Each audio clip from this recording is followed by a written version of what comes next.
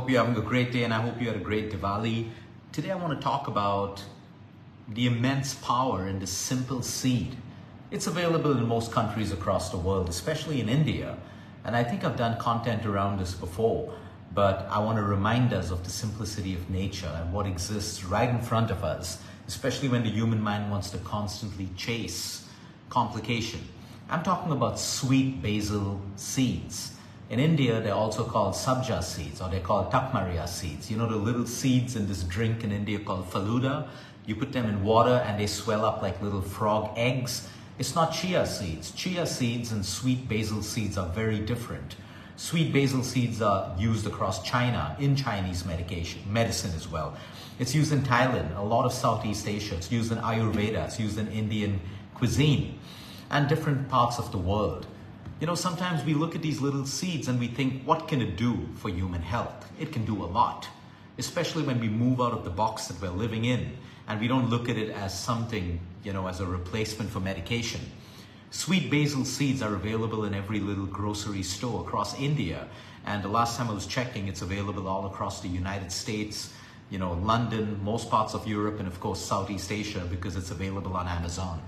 Now, what is the beauty of these seeds? Whenever I talk about the immense value of nature, okay, please don't get me wrong. I'm not here to say these things are replacements for your medication. Okay, number one, respect the medicine you're on. Number two, respect your doctor's knowledge when it comes to asking the right questions. Number three, empower yourself with knowledge. Sweet basil seeds, let's start top down. Great for your hair.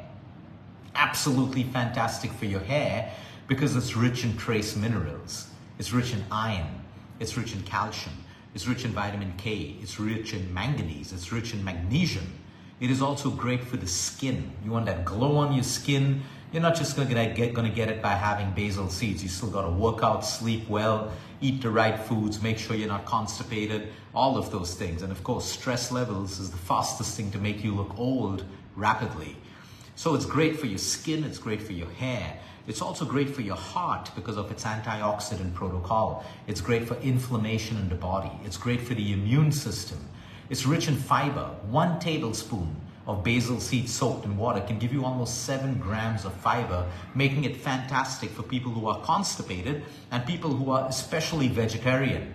People who are carnivore and have meat diets primarily and are doing it the right way may not need that much of fiber, but for everyone else, they will. So it is great fiber.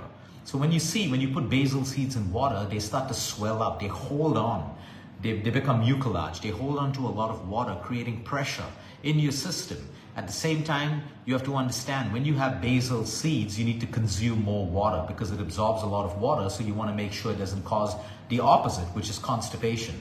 So it is fantastic in fiber, great for constipation.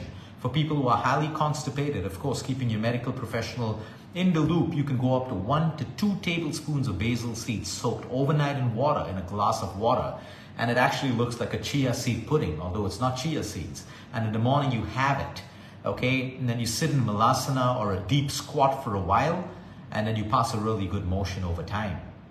It's great for that. Particularly why I wanted to bring up the topic today again of sweet basil seeds is its impact on estrogen. There are many conditions out there caused by excess estrogen. PCOS, PCOD, sometimes has a hormonal imbalance. There's more estrogen in a woman or a young girl's body, leading to endometriosis, cysts, fibroids, and everything else. And then you have ER-positive breast cancers, which are estrogen receptor-positive cancers. You have prostate cancers, which are again caused by hormonal imbalances, and there's a fluctuation of hormones. You see, estrogen is required. It has several functions, but too much of estrogen is the reason why a lot of women struggle with belly fat, hormonal imbalances, infertility. Okay, and unfortunately, we get exposed to a lot of xenoestrogens from the water that you drink out of plastic bottles. If you have an air freshener in your toilet, or you have the habit of using a can that has an air freshener and you're spraying it all over your home and your toilet, or you have those hanging air fresheners in your car, and it gives you this really sweet fragrance that you're constantly breathing in all the time. You have estrogen everywhere, in your cosmetics, which has labels that you can't even understand, in your creams, in your shampoos, it's everywhere, which is why we don't have to be worried. We need to be conscious. if I'm going to put this cream on my face or on my body or in my hair, can I at least read the ingredients and see if it's paraben free, if it's sulfate free, if it has no artificial fragrances? It's very important for us to see this. But coming back to sabja seeds or sweet basil seeds, they can actually help you reduce estrogen, which is why we use it for our ER positive breast cancer patients. We use it for PCOS, PCOD, infertility, because it has the ability to bind with excess estrogen and reduce it. Not alone, it can help. Food is supportive. You can never say that, hey, food can behave like chemotherapy. It cannot. You can never say that food will reverse my type 2 diabetes, but the way you eat food, the quality of food, the quantity, how you manage low carbohydrate with the right amount of protein and fat, all of that together, food becomes supportive to the remission of your disease or the recovery of your condition.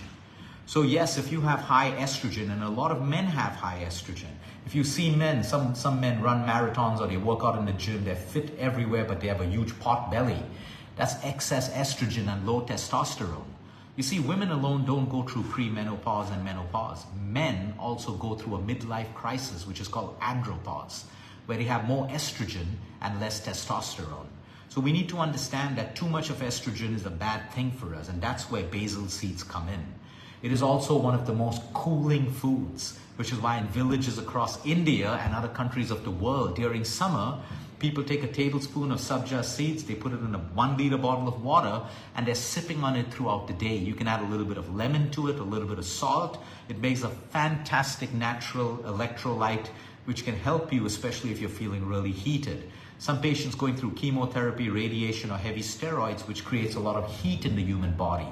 The simple, inexpensive seed added to water can actually create a cooling effect in the human body. That is the power of nature. But then you have social media platforms that kind of, reduce the importance of nature because they try to say that, hey, you need more complication. I'm not saying stop your medicine. I'm saying improve your lifestyle. I'm saying, can you add this new food to your plan because it is so supportive to human health and the condition that you may have. We're not asking you to replace your medication with food, but guess what?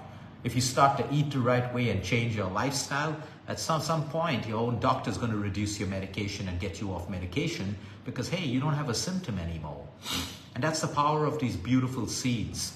Remember, anything in excess is bad for you. I know some people, just because they heard the health benefits of these seeds, they started having 5 to 6 tablespoons in a day. And after a while, they got so severely constipated, so bloated. So just because it's good for you doesn't mean you need more of it. It doesn't mean you need more of it. Anything in life. So you may want to experiment with these beautiful seeds and see how they impact your life in so many different ways. What I like is the antioxidants in it. Anything that's an antioxidant is great for human health today because we're living in constant inflammation. And antioxidants help us to reduce that inflammation. That inflammation could be coming in through polluted air, the xenoestrogens that I spoke about, pesticides in food, our own human behavior, sleep deprivation, constantly being stressed can create inflammation. 95% of your diseases are inflammatory in nature, whether it's your diabetes, your cardiovascular, most cancers, they're all inflammatory in nature, which is why having a diet rich in antioxidants can also help. And sabja seeds is one of them, one of the many antioxidants that you can add for better health.